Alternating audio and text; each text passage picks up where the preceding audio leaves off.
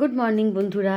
সকাল সকাল আজকে মনটা ভালো হয়ে গেছে। দেখো গাছের একটা গন্ধরাজ লেবু হয়েছিল, তো আমি তো দেখতে পাইনি, তোমাদের দাদা দেখছি তুলে আনলো। গাছের একদম ফাঁকে হয়েছিল তো তাই জন্য দেখতে পাইনি।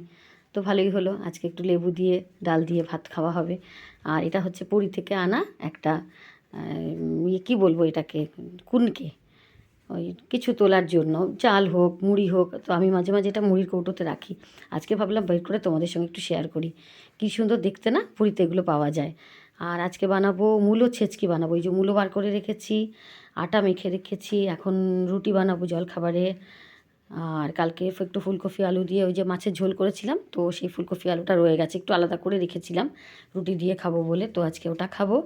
আর একটু পালং শাকও কালকের থেকে গেছে, ওটা একটু গরম করলাম, ওটা দিয়েও রুটি খেয়ে নেব। আর করবো আজকে উচ্ছে পেঁয়াজ ভাজা, ওটা বেশ ভালো লাগে খেতে। আর চাল জল রেডি করে রেখেছি, এখন বসাবো না, শীতকাল তো আমি একটু দেরি করেই ভাত বসাই, ওই 1টার সময় ভাত বসাবো।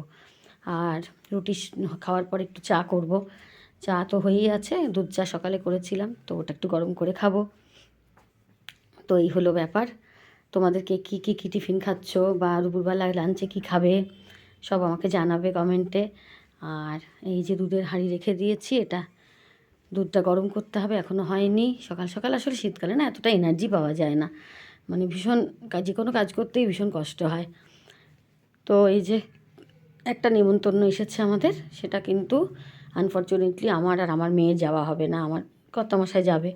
26 তারিখে নেমন্তন্ন, তো 26 তারিখে তো আমি কলকাতা চলে যাচ্ছি, 27 তারিখে আমরা মন্দারমণি যাচ্ছি। তো কার্ডটা খুব সুন্দর বানিয়েছে, এটা আমার মায়ের পাশের বাড়ি থেকে নেমন্তন্নটা এসেছে। আমার মায়ের পাশের বাড়িতে আমাদের এক ভাইজি থাকে, তো তারই বিয়ে, তারই কার্ড, খুব সুন্দর করেছে কার্ডটা, কুলোর মধ্যে কি সুন্দর করে